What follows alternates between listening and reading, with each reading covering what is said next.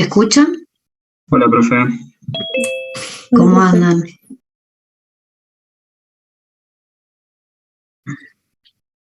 Bueno, vamos a esperar unos 5 minutos, así le damos tiempo al resto para que se una y después empezamos la clase, ¿sí? Así no estamos interrumpiendo.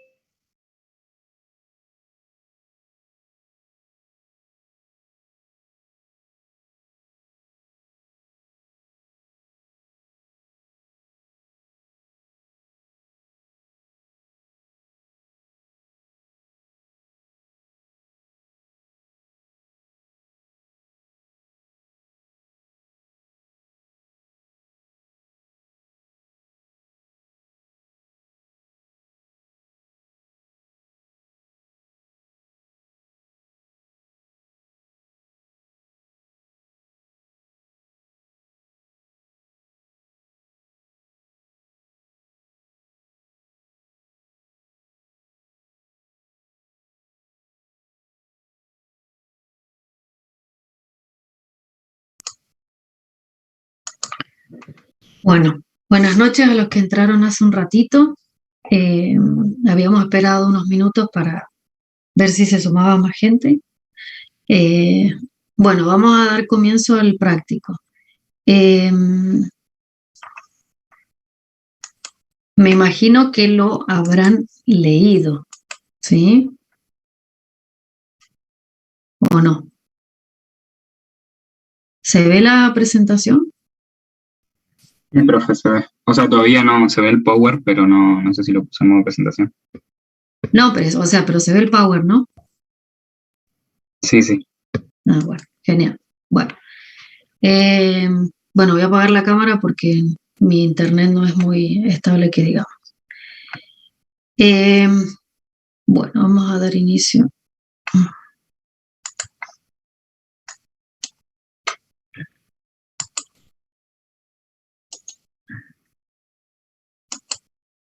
Bueno, ahí se ve la presentación ahora. Sí, profe, se ve. Profe. Bueno, genial. Bueno, a ver, ¿quién se anima a leerlo? La idea es hacerlo más colaborativo y práctico. La verdad que extraño muchísimo la presencialidad. Por suerte ustedes mañana, el grupo que, bueno, los que se pudieron inscribir en el optativo, me imagino que estarán ansiosos por ir a la presencialidad, ¿o no? Sí, profe. Bueno, sáquenle el jugo mañana, ¿sí? Y esperemos que podamos volver después, ya con, no al 100%, pero bueno, aunque sea al 70% de presencialidad. Eh, Porque la verdad que en realidad a mí me gusta mucho más la presencialidad. Este, claro, hace 2 años hace que no cursas, Isaac, y sí, se complica. Este, y además en realidad en la presencialidad se puede trabajar mucho mejor. eh, es mucho más relajado y no, y todos en realidad pueden participar del práctico. Así que bueno, vamos a tener un poquito de paciencia y esperemos que podamos volver eh, a casi la normalidad en la cual estábamos hace 2 años atrás. Bueno, a ver, ¿hay alguien que quiera leer el caso que hoy tenemos? Ahí se los presento en la primer diapositiva.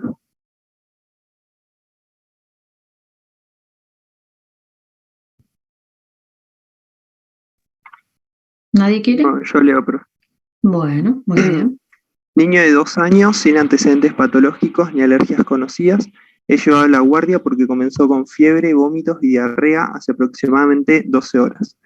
Su aspecto es pálido, tiene la mucosa oral seca y los ojos hundidos. Los resultados de los estudios son recuento de leucocitos, 15.600 por milímetro cúbico, fórmula leucocitaria relativa, el porcentaje, neutrófilos 25, eosinófilos 1, basófilos 0, linfocitos 65 y monocitos 9. PCR 36 miligramos por decilitros y el ionograma dio sodio 168 milimol por litro, potasio 4,3 milimol por litro, calcio 1,12, cloruro 106 y la urea 50 miligramos por decilitro. La leucemia 78 miligramos por decilitro. Bueno, bien. Acá vamos a corregir algo que es la PCR no es en decilitros, es en litros, ¿sí? Hay un error ahí de tipeo. Es miligramos por litro, ¿m? Las unidades. Bueno, bien, ¿cuál es el motivo de consulta para este paciente? Porque presenta fiebre, vómitos y diarrea hace más de 12 horas. Perfecto, muy bien. Entonces, ¿cuáles serían las posibles causas de estos 3 motivos de consulta? Puede ser una gastroenteritis o una infección bacteriana a nivel del tubo digestivo. Bueno, podría ser, es una de las hipótesis, ¿sí? Bueno, que en este caso se generan. ¿Quién más quiere aportar cuáles serían las posibles causas?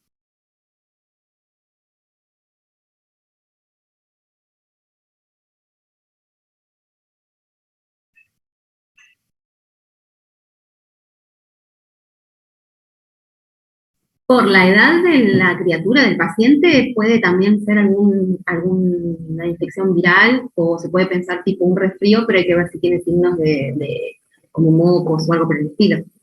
Ujú. Bien, bueno, otra hipótesis, muy bien. A ver, ¿quién más pensó en algo distinto?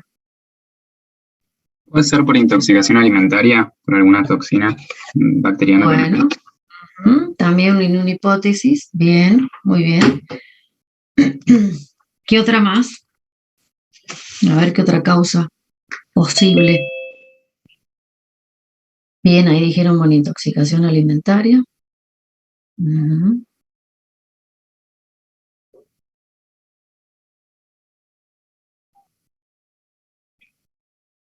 ¿Alguien más pensó en otra cosa? Bien, acá dicen síntomas de COVID. Ujú. Bien, bueno. Ujú. Bueno, entonces, en realidad, ¿cuáles serían las preguntas que ustedes les harían a los padres? Sí, porque no le pueden preguntar al niño porque tiene 2 años. ¿Qué preguntas ustedes les harían a los padres para evaluar esta situación?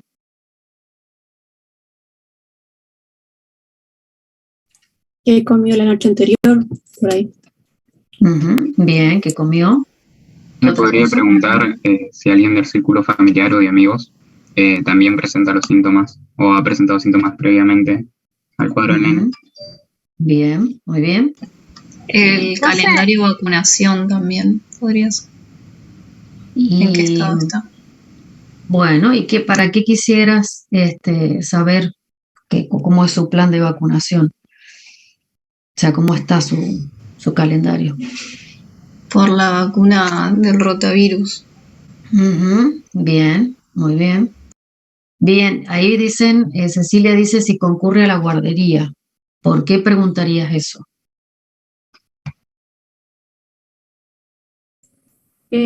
Por el contacto con otros chicos y porque hay ciertos microorganismos que son recurrentes en esos lugares. Ujú. ¿Y cuáles serían? ¿Cuáles pensás que podrían ser?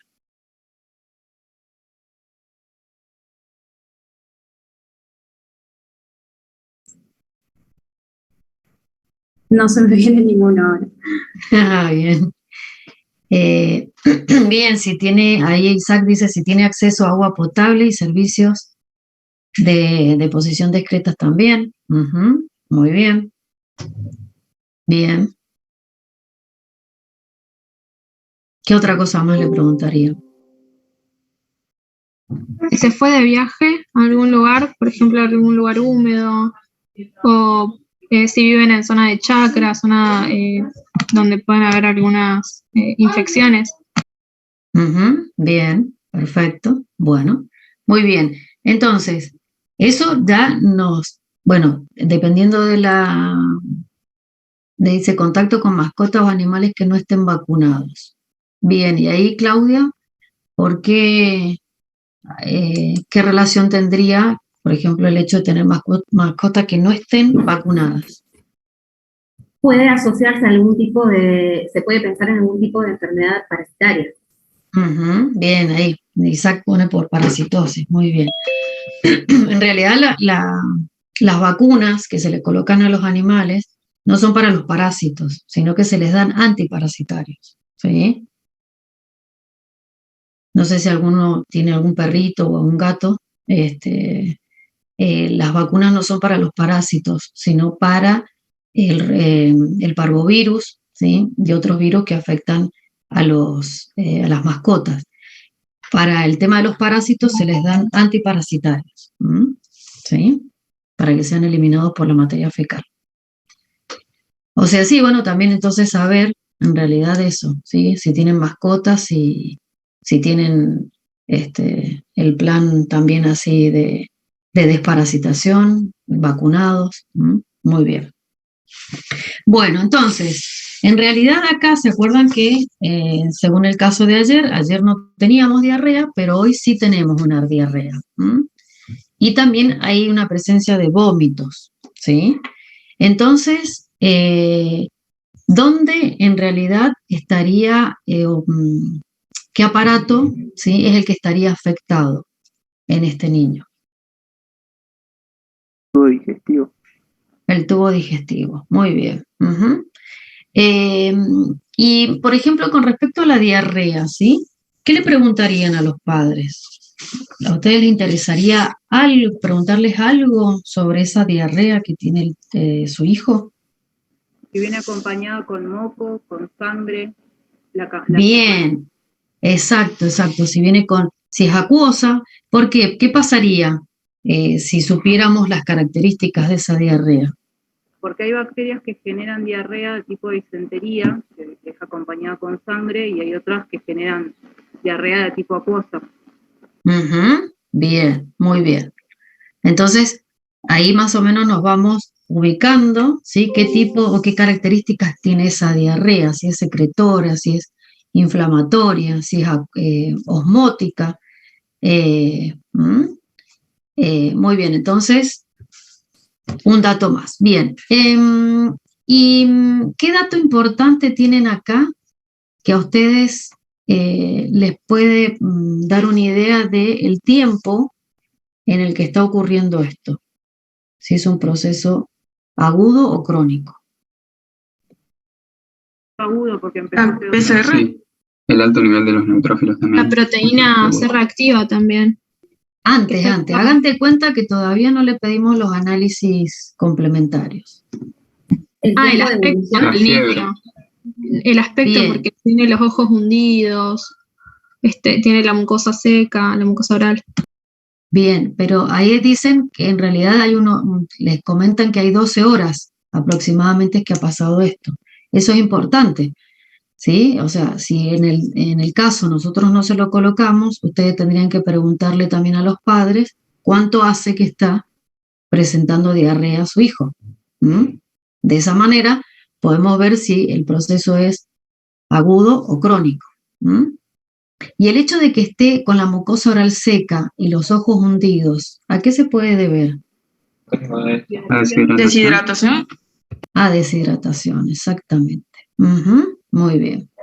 Tanto por los vómitos como por la diarrea, ¿no? Porque se pierde agua y electrolitos. ¿Estamos de acuerdo? Sí. Bueno, muy bien. Bien, entonces, ahora sí, nosotros le pedimos unos análisis complementarios, en los cuales obtenemos el recuento de leucocitos, ¿sí? Y su fórmula leucocitaria, que en este caso la tenemos en porcentajes, o sea, es relativa, no es la absoluta. Bien, a ver, coméntenme cómo encuentran entonces los valores de este recuento de leucocitos. Están elevados. ¿Qué tanto están elevados? ¿Cuáles serían los valores normales para un niño de 2 años? ¿Lo fueron a buscar a eso? Profe, eso le quería preguntar yo. ¿En qué bibliografía podemos encontrar alguna tabla así? Porque para niños no encontré. ¿No encontraste? Bueno, Claro, por a mí ahí. me parecía para nenes como que tenían por lo general un recuento más alto que los adultos. Como que había un promedio de 12, 12,5, 13, pero no Bien, sabía porque no eran de acá. bien. Bueno, sí, en realidad los niños, ¿sí? Exacto, Mónica dice ahí hasta 13.000 células por milímetro cúbico. Normalmente tienen hasta los 6 años, ¿sí? Más o menos están aumentados los leucocitos. Y ahí con respecto a lo que me pregunta el compañero, no me acuerdo si ustedes ven el Farreras en micro o en alguna de las materias. No, profe, no sé si es recomendado. Bueno, o por ahí algún artículo de pediatría, ¿sí? Si no, después nosotros se los damos, no se hagan problema. Ahora la idea no es que ustedes sepan de memoria los valores, sino que los vayamos analizando, ¿sí? Entonces, bueno, está muy bien que hayan buscado, bueno, el que buscó, que en realidad, ¿sí? Si lo comparamos con la fórmula leucocitaria de un adulto, en el adulto tiene menos, hasta 10.000 más o menos, leucocitos por milímetro cúbico. Bien, con respecto a la fórmula leucocitaria relativa, es decir, el porcentaje de estos leucocitos, ¿cómo encuentran los valores de los neutrófilos, de los eosinófilos, basófilos, linfos y monos? Los neutrófilos están disminuidos y los linfocitos están más elevados. Bien, ¿y esto es normal para un niño de 2 años?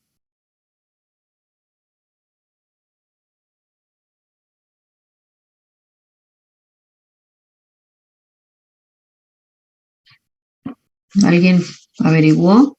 A ver, no sé quién fue el que comentó, o bueno, Mónica, y no me acuerdo quién más fue el que... En el lugar también donde había encontrado se habla de una linfocitosis fisiológica, como que en los neonatos, pero no dura hasta los 2 años, corta el año, creo. Como después empieza a bajar, pero no sé. Bien, no, pero en realidad hay una leucocitosis fisiológica hasta los 4 años más o menos, entre los 4 y los 6 años.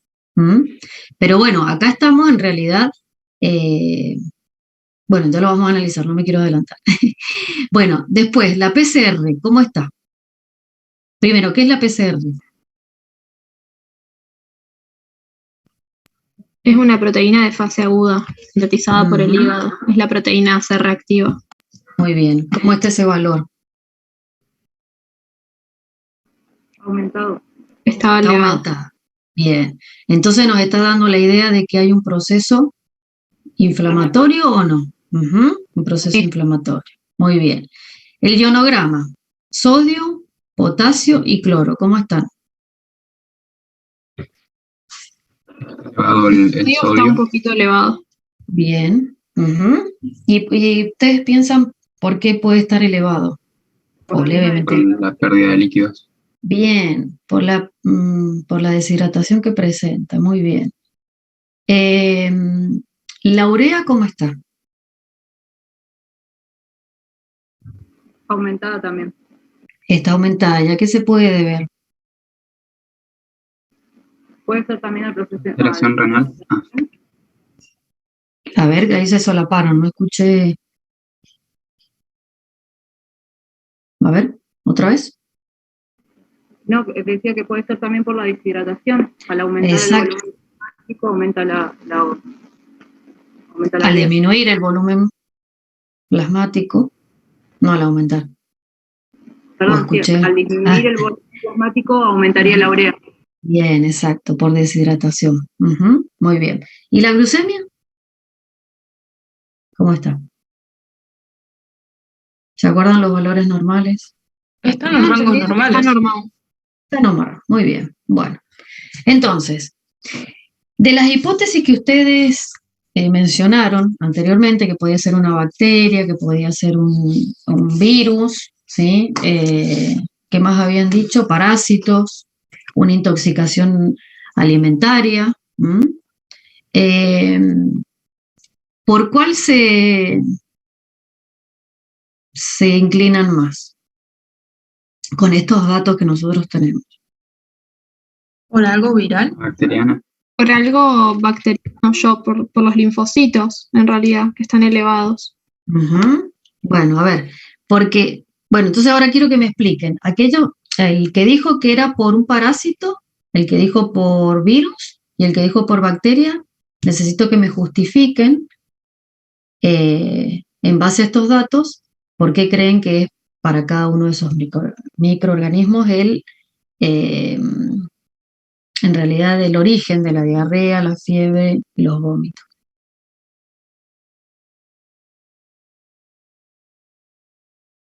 A ver, ahí una compañera recién empezó a comentar.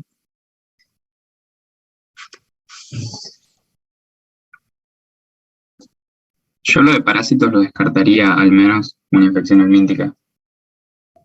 Bien, ¿y por qué? Porque no tenemos un recuento alto de eosinófilos, que es el principal mediador. Muy bien, perfecto. Ya está descartando entonces una parasitosis. Bien, ¿el que dijo virus? Yo lo pensé por el lado de los linfocitos que estaban elevados, y como los virus son intracelulares obligados, la inmunidad celular es la que está más activa. Bien, bueno. ¿Y la de que dijo bacterias? Yo por lo mismo, pero en este caso sería la inmunidad humoral la que predominaría, por ejemplo, en una bacteria extracelular. Ajá, bien. Porque en realidad, bueno, el práctico en realidad se trata, ¿sí?, de un microorganismo extracelular, que son las bacterias. Entonces, por lo tanto, vamos a descartar de que sea un virus, porque los virus son intracelulares. Entonces, bueno, estamos de acuerdo de que es una bacteria extracelular la que está produciéndole diarrea a este niño de 2 años. ¿Estamos todos de acuerdo? Profe, en caso que fuera un virus, los linfocitos estarían mucho más aumentados, ¿o no? Exactamente, mucho más aumentados, sí. ¿Y en los monocitos y los neutrófilos se mantendrían normales? Los monocitos pueden llegar a ser aumentados también, ¿sí? Se podrían aumentar, los linfos y los monos. Bien, entonces, ¿cuáles serían las respuestas o los mecanismos en realidad de defensa que tiene el epitelio, en el caso es la mucosa, ¿sí?, para poder defenderse contra bacterias extracelulares? ¿Qué significa? En realidad, a ver, ustedes, ¿qué diferencia hay entre una bacteria extracelular y una intracelular?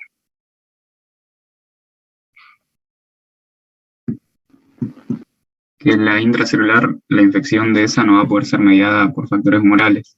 Bien, y su replicación es dentro de una célula, ¿sí? En cambio, las bacterias extracelulares se pueden reproducir fuera de una célula del organismo, ¿no? ¿Sí? ¿Estamos de acuerdo? Y puede ser reconocida por el sistema, por los anticuerpos preformados. Entonces, sí. En este caso también podríamos descartar las bacterias intracelulares por la edad del niño. Exactamente, muy bien, también. Bueno, entonces, ¿cuáles serían las primeras barreras, ¿sí?, con las cuales se encontraría esta bacteria extracelular en la mucosa intestinal?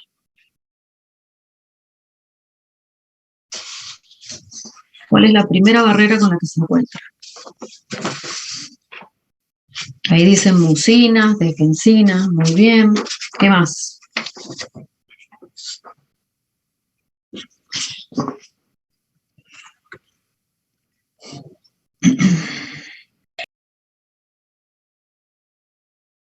¿Qué son los PAM? Isaac.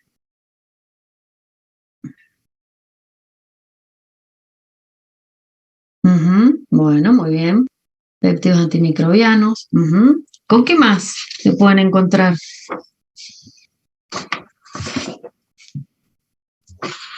Con el moco, ¿no? ¿O no? Bien, con la IgA secretora. Muy bien. ¿Qué función cumpliría la IgA secretora, Micaela?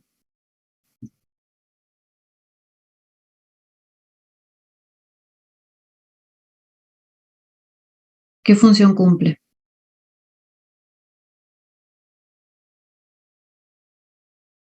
A ver si alguien. Permite la oxonización del patógeno extracelular, también activa lo que es la citotoxicidad mediada por anticuerpos. ¿La IgA secretora? Perdón, la IgA sérica. La IgA secretora es la oxonización. Claro, en realidad lo que hace es neutralizar, ¿sí?, al microorganismo. ¿Sí? Acuérdense que esta no activa el complemento. Ya lo vamos a ver. La IgA no activa al complemento, la IgG o la IgM, ¿sí?, o subclases de IgG. ¿Estamos de acuerdo? Bueno, entonces, entonces, hablamos de que tenemos el moco, ¿sí?, tenemos las proteínas antimicrobianas, como ustedes comentaron, las mucinas, y la IgA secretora, ¿sí? Cada una de estas células del epitelio mucoso tiene distintas funciones. No vamos a ahondar en esto. Entonces, supongamos que la bacteria en realidad pudo atravesar esta primera barrera física y química, porque se acuerdan que nosotros hablábamos también que los enterocitos, ¿qué características tenían? ¿Cómo eran sus uniones? ¿Se acuerdan ayer? Tienen fuertes uniones ocluyentes, también Bien. tienen adherentes y desmosomos. Bien, o sea que también no permiten el pasaje libre de microorganismos. Pero supongamos que esta bacteria, que en realidad es lo que le pasó a este nene, pudo atravesar esta barrera física y química. Entonces, ¿qué sucede? ¿Cuál va a ser la respuesta que se va a inducir ahora? Puede ser captada por las células que se presentan en la lámina propia o los linfocitos, ¿cómo eran? Inmunitarios innatos, creo, que son como los TH17. Bien. Entonces acá empezamos a hablar de que puede haber una respuesta innata y adaptativa. Sí, primero se pone en manifiesto la innata. Muy bien. ¿A través de qué? Yo les voy a mostrar después una diapo, pero no se preocupen, es para que ustedes trabajen. Se activa el complemento, profe, en este caso. Ah, muy bien, han estado estudiando, cómo me gusta. Bien, ¿y cómo se activa el complemento? Porque reconoce, dependiendo si la bacteria es gram negativa, va a reconocer el lipopolisacárido, o si son gram positivas, las glicoproteínas creo que eran, o péptidos glicanos. Bien, Y ¿en qué ahí día se activaría en ese caso? ¿Qué la día alternativa. Bien, Si no, la puede alternativa. reconocer una manosa y se va a activar la vía de la lectina. Muy bien, han estado estudiando, ¿o no? Me encantó, buenísimo. Bien, entonces se activa el complemento. ¿Y qué otro mecanismo se activa también? La fagocitosis y la inflamación. Muy bien. Por la opsonización. Bien, entonces, yo ahora les muestro, ¿sí? ¿Se ve la diapo? Estoy corriendo. Entonces, como comentó la compañera, ¿sí? Se activa el complemento, se produce la fagocitosis a través de los neutrófilos o de los macrófagos, pero a través de receptores específicos, ¿sí? Que poseen estas células, que van a reconocer, por ejemplo, tienen receptores para manosa, los receptores Scambeger, que son los que le llaman Basurero, creo. Basurero, sí. Suena medio feo. Pero rañero. Sí.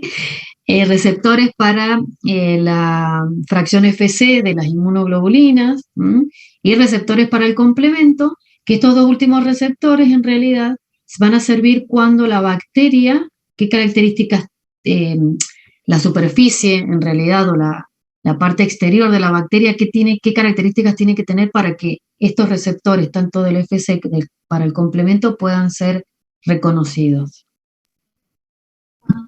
Tienen que estar marcados o opsonizados por la CB, la C3B. Bien, por anticuerpos, ¿sí? O por proteínas del complemento para poder unirse a sus respectivos receptores. ¿Sí? ¿Me siguen? Y después también tenemos los receptores tipo TOL, que eso los vieron con Cecilia, que dependiendo tenemos los TLR4, TLR2, TLR5, dependiendo de qué tipo de molécula se va a unir a ellos. ¿Estamos? ¿Sí? Bueno, entonces, ya acá les puse en realidad un dibujito donde hablamos de primero la activación del complemento, que si nosotros, si la bacteria activa la vía alternativa, ¿qué es lo que se va a desencadenar? Una cascada de señales enzimáticas que van a terminar ¿en qué cosa? ¿En la producción de qué? Del complejo de ataque de membrana. Bien, del complejo de ataque de membrana que principalmente es para las gram negativas, ¿sí? Y a su vez, este C5 o C5A, ¿qué características tiene o qué propiedades tiene? Las anafilotoxinas que producen inflamación o promueven inflamación. Bien. ¿Y cómo es que producen inflamación?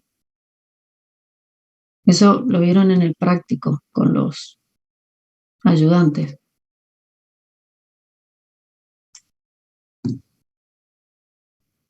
No me acuerdo ya esa parte, pero yo supongo que activaría, o sea, promovería lo que es la síntesis de interleuquinas proinflamatorias como 1 y 6, y traería consecuentemente también la síntesis de interleuquina 8, que generaría quimiotaxis en neutrófilos, y estos liberarían mediadores inflamatorios.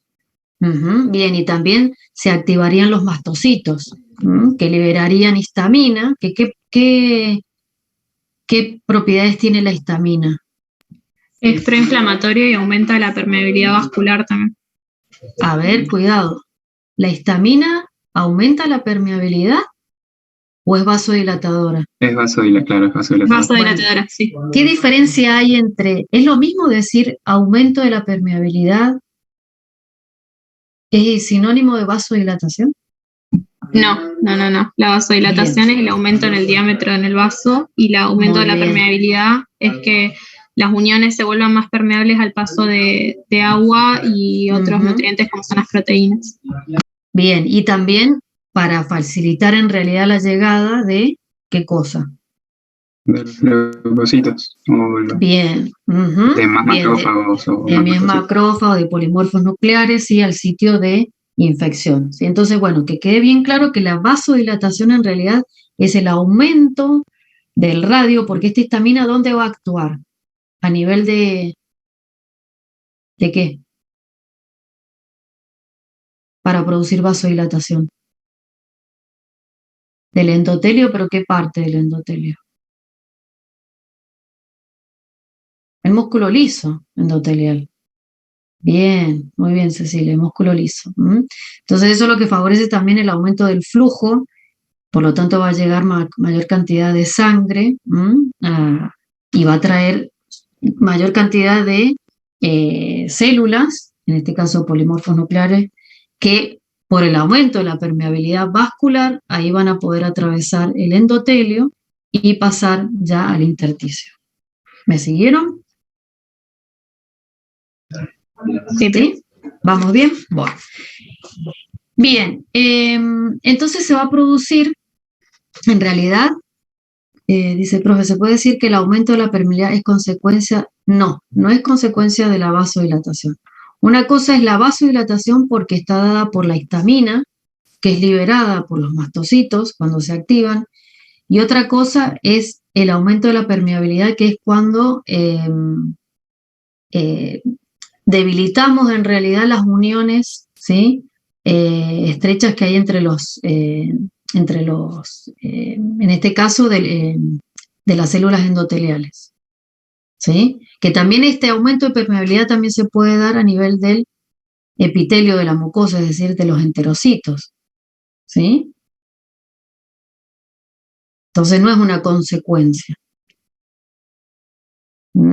Porque puede existir vasodilatación, pero no aumento de la permeabilidad, porque dependen de moléculas distintas. ¿Sí? Muy bien. Bueno. Bien, entonces, todo esto llega a la inflamación. Y después me hablaban de que también estaba en juego, o se ponía en marcha, la inmunidad adaptativa. ¿Sí?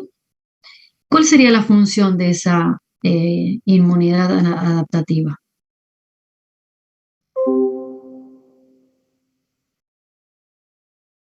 ¿Y quién la media en realidad? ¿Quién es la responsable de llevar a cabo esta inmunidad adaptativa?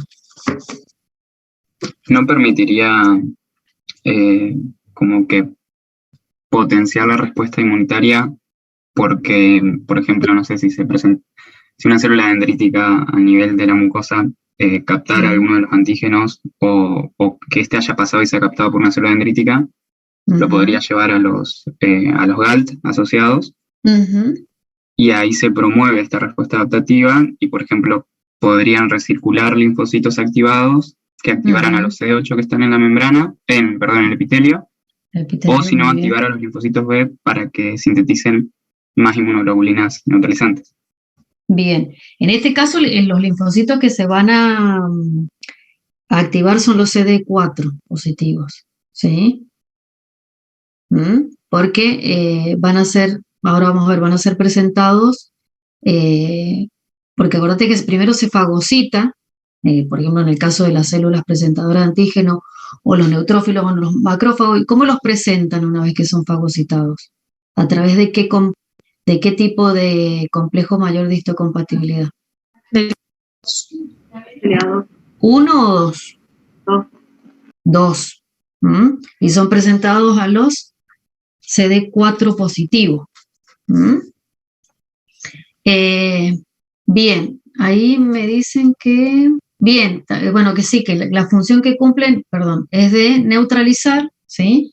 Las toxinas que pueden liberar también la bacteria, y qué más, eliminar el patógeno, que es lo más importante, y bloquear la infección para que no se disemine. Esa sería la función de la respuesta adaptativa. Y generar, ¿qué cosa? Lo más importante también. ¿Memoria? Muy bien, memoria. Bueno, entonces pasamos a la adaptativa. Que la adaptativa también la podemos dividir en humoral y celular. ¿Sí o no? ¿O solamente se da en una respuesta humoral? No, de ambas. Bueno, ¿ustedes saben cuando nos referimos a humoral a qué nos estamos refiriendo? A la medida por anticuerpos y células plasmáticas. Exactamente. Bueno, entonces, en este dibujo, ¿sí? Que es de lavas, para que manejemos todos el mismo libro, ¿qué es lo que observan en esta figura?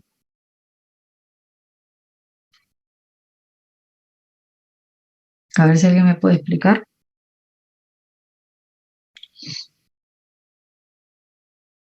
Es un linfocito B que reconoce con sus anticuerpos una bacteria, que es un antígeno extraño, y gracias, bueno, en este caso a los linfocitos T helper o los CD4 positivos van a ser coestimulados para secretar anticuerpos para esa bacteria, y los anticuerpos van a tener la función de neutralizar esas bacterias para que no se sigan diseminando. Van a estar marcadas o las van a opsonizar para que vengan los fagocitos, que son los macrófagos, y estos los van a fagocitar para matar el microbio, digamos, el microorganismo. Bien. También se va a poner en marcha el complemento. Bueno, entonces, en realidad lo que vamos a obtener es que exista una neutralización, ¿sí?, del microorganismo a través de anticuerpos que se van a unir a sitios de reconocimiento en la pared, en este caso de la bacteria, y la otra es que al opsonizarse, es decir, al marcarse con esos anticuerpos, ¿qué sucede? Era lo que hablábamos, van a ser reconocidos por el receptor Fc y fagocitados, ¿sí? Pero a su vez tenemos la activación del complemento, como vimos en la diapo anterior, que la activación del complemento por la vía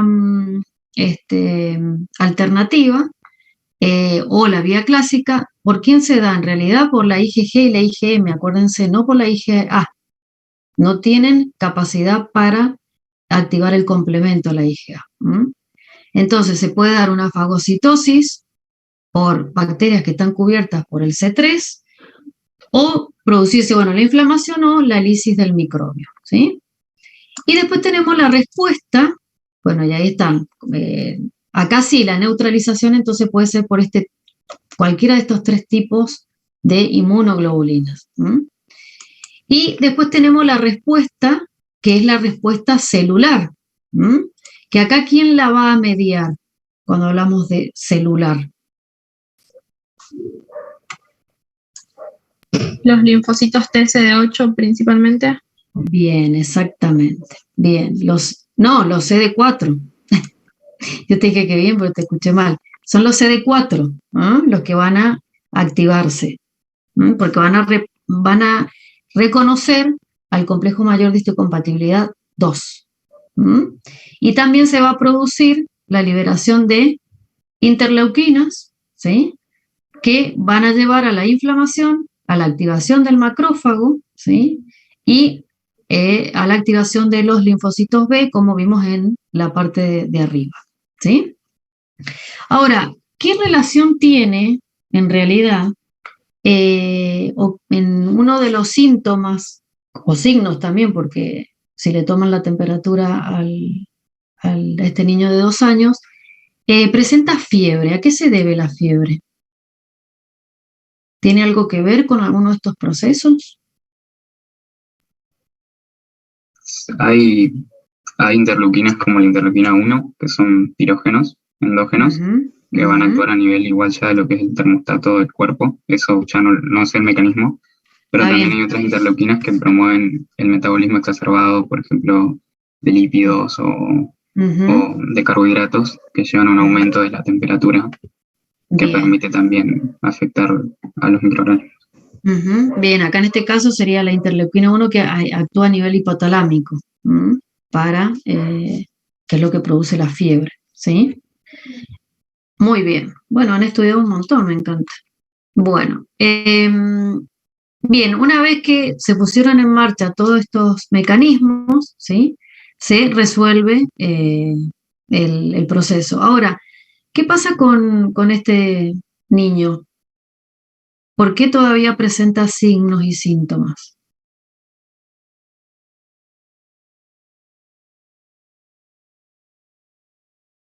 ¿Cuánto hace que le está pasando esto?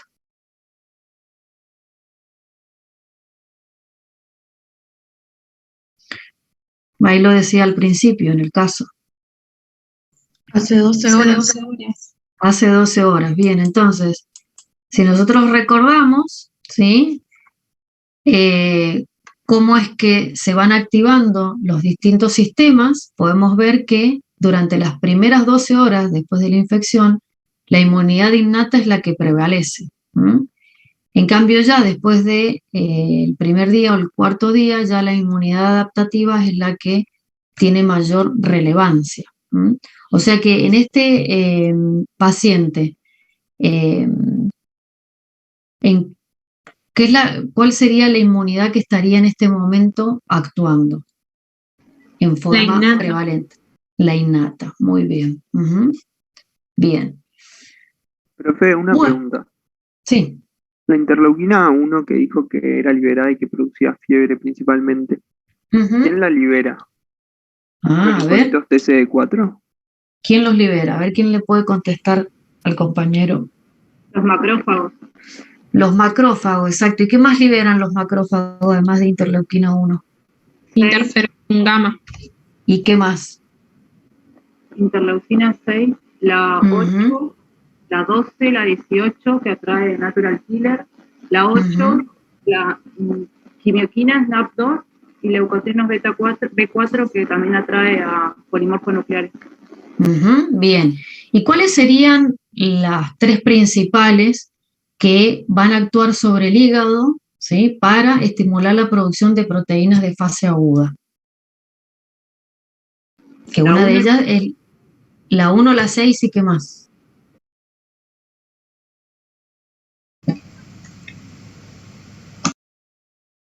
Hay otra más. No, la 8 no. ¿Interferón gamma puede ser? El factor de necrosis tumoral. El factor de necrosis tumoral, exactamente, ¿sí? Esas 3 son las principales que van a estimular al hígado, ¿sí? A producir las proteínas de fase aguda, que una de ellas ya la vimos, que es la PCR, la proteína C reactiva, que le estaba dando alta en este chico, ¿sí? Y bueno, para adelantarnos un poquito para lo que van a ver mañana, en realidad nosotros tenemos que, ¿cómo es que evaluamos a nosotros bioquímicamente el sistema inmune? ¿cómo piensan que lo podemos evaluar con una muestra de sangre? Algo vimos con la búsqueda de anticuerpos, o sea, reacciones que detecten anticuerpos. Pero antes, mucho antes de eso, ¿sí? O sea, normalmente cuando uno le saca sangre, ¿sí? ¿Se acuerdan que en realidad hay una analítica que se pide de rutina, que es el hemograma? Dentro del hemograma tenemos el recuento de células, tanto rojas como blancas, ¿sí? Entonces, para poder evaluar en realidad el sistema inmune, ¿cuáles me interesan? ¿La serie blanca o la serie roja? Blanca. La blanca. ¿Por qué? Porque es las células que intervienen en la respuesta inmune. Muy bien, exactamente, ¿sí? Bueno, y en base a ese recuento de glóbulos blancos, también se calcula, ¿sí? En porcentaje, que sería la fórmula leucocitaria relativa, que es la que vimos hace un ratito, en el caso donde decíamos que neutrófilos teníamos tanto porcentaje, eosinófilos tanto, y el recuento diferencial se hace por citometría de flujo, es decir, es un método, o sea, un aparato donde yo coloco la muestra de sangre y dependiendo del tamaño que tengan estos glóbulos blancos, me arroja, ¿sí? Como un papelito, la cantidad de neutrófilos, eosinófilos, basófilos, linfos y monos que tengo en esa muestra, ¿sí? Pero no en porcentaje, sino en ¿qué? ¿Ustedes qué piensan? ¿Me lo va a dar en qué? Que a eso se le llama fórmula absoluta. Por ejemplo, en este caso, ¿cuántos leucocitos tenemos? Leucocitos. Células por milímetro cúbico. Bien, células por milímetro cúbico, exactamente. Es decir, en este caso, le vamos a poner Mariano, lo vamos a llamar Mariano al paciente. ¿Cuántos leucocitos tiene? 15.600. Bien, 15.600 por milímetro cúbico, ¿sí? Si yo quisiera saber cuántos linfocitos, monocitos, neutrófilos, eosinófilos tengo en esa cantidad, o en ese total que son 15.600, en vez de expresarlo en porcentaje, lo expreso en cantidad de células por milímetro cúbico, ¿qué tendría que hacer? Una regla de 3. A ver, ¿y cómo lo haríamos? ¿Qué pondríamos? Por ejemplo, 15.600 es el 100%. Si yo quiero saber el 25%, hago 25 por 15.600 dividido 100. Y eso me va a dar. Perfecto. Muy bien. Y ahí veo, de esos 15.600, ¿cuánto corresponden a los neutrófilos, a los eosinófilos y a los basófilos, linfos y monos? Y ahí me doy cuenta, en realidad, cuál es el que está aumentado en mayor cantidad, ¿sí? Con respecto al total de los leucocitos. ¿Se entendió? ¿Sí o no? Sí. Bueno, yo acá, lo que hablaban hace un ratito, les busqué unos datos para que vieran cómo es que van cambiando los glóbulos blancos, ¿sí? A medida que durante el ciclo vital, ¿sí? Dependiendo de la edad, cómo es que van modificándose. Y acá tenemos, por ejemplo, entre 1 y 6 años, tenemos entre 5.000 y 19.000 glóbulos blancos por milímetro cúbico, ¿sí? Y a su vez tenemos esta fórmula leucocitaria que en realidad es de un adulto. Entonces acá pueden observar bien la diferencia entre fórmula relativa y fórmula absoluta. Lo que tienen que tener en cuenta, que es lo que vimos hace un ratito o al principio del caso, que en niños de 6 meses a 6 años, la fórmula leucocitaria relativa está invertida. Se le llama, por eso se le llamaba linfocitosis fisiológica, es decir, que tengo mayor cantidad de linfocitos que un adulto.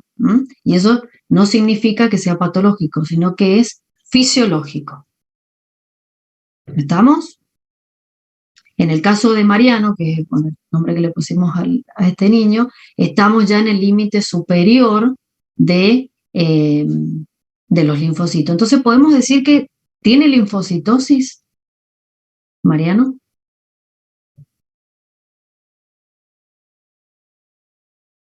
Tomando esos valores, no.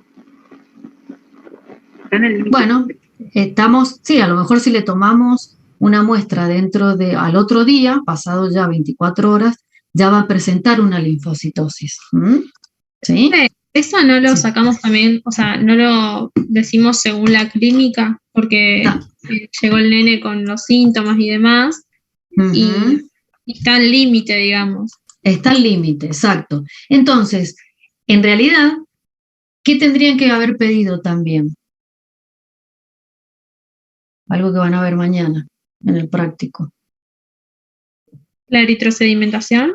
Bien, la eritrosedimentación. ¿Y cómo le daría o cómo piensan que le va a dar a Mariano? Seguramente elevada, porque estaban las proteínas de fase aguda elevadas. Exactamente, ¿sí? Le va a dar entonces me está diciendo también que hay un proceso agudo. Por lo tanto, se pide una eritrosedimentación, ya se pidió el dosaje de PCR, ¿sí? También se puede pedir un proteinograma para ver en realidad cuáles son, ustedes lo han visto, proteinograma, ¿no? En bioquímica, ¿o no? ¿Saben lo que es un proteinograma?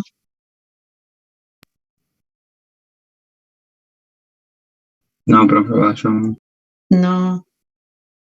Bueno, en realidad lo que se hace es, se siembra una muestra del suero del paciente, que sería esta parte negrita, y se coloca en una electroforesis, se hace una electroforesis y se deja correr. Entonces ahí se van separando las distintas proteínas, y acá tenemos que, por ejemplo, en este caso, en el primero, el proteinograma es normal, ¿sí? Porque tiene la cantidad adecuada de las distintas proteínas que conforman o que las podemos encontrar en el plasma. ¿Qué pasa cuando tenemos una inflamación aguda? O ¿qué se observa? ¿Qué son las alfa 1 y alfa 2?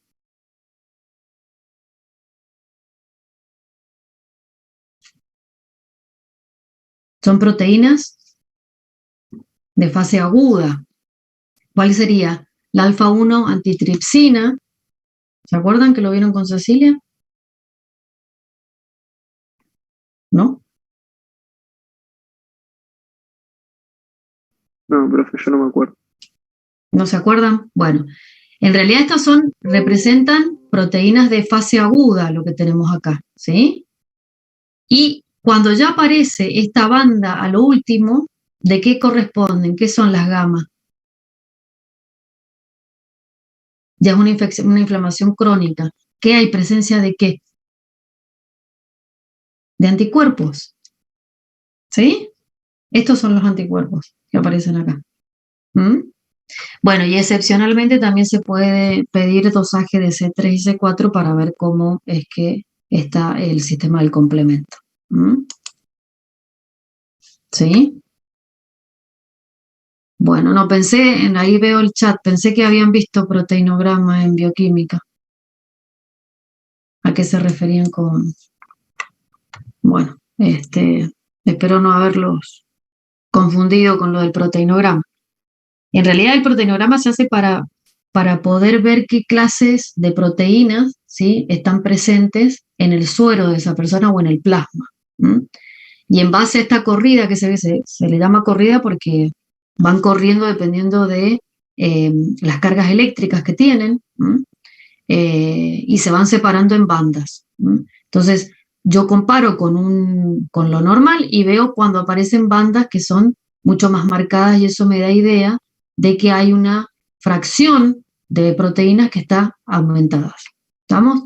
En el caso de la fase aguda solamente tenemos proteínas de fase aguda. Y en el caso de una crónica tenemos las de fase aguda más los anticuerpos. ¿Sí? Bueno, ¿dudas con el práctico? Profe, ¿cuál dijo que eran las alfa 1? Perdón. Las alfa-1 está incluida la alfa-1 antitripsina, que es una proteína de fase aguda que también se libera a partir del estímulo a nivel hepático, ¿sí? Por medio de la interleuquina 1, la 6 y el factor de necrosis tumoral. Ok, gracias. Yo lo vi revisen el teórico de Cecilia, donde habla, ¿sí?, de las proteínas de fase aguda, que son liberadas a través de estos estímulos de las interleuquinas proinflamatorias, y ahí habla de las distintas proteínas de fase aguda, que es la PCR, la alfa-1 antitripsina, la ceruloplasmina, varias. Así que bueno, fíjense que esa se los ha dado Ceci. Yo no quería en realidad estirarme más porque ella se los había dado en el teórico. Bueno, ¿dudas sobre el caso? Al final entonces quedamos en qué, cuál era lo que le estaba pasando a Mariano. Era una diarrea de origen. Por bacteria extracelular. Bien, por una bacteria extracelular. Lo más probable sea que sea una Escherichia coli. ¿Sí? Bueno, terminamos el práctico. Les deseo suerte mañana a los que van al presencial, sáquenle el jugo. Y bueno, nos estaremos viendo ya la semana que viene. Gracias, profe. Buenas noches. Bueno, nos vemos. Gracias, Vayan profe. recordando, chau, si tienen dudas de los prácticos, algunas cosas que les hayan quedado ahí medias inconclusas, vayan anotándolo para después cuando tengamos clase de consulta las preguntan, ¿sí? Chau, nos vemos.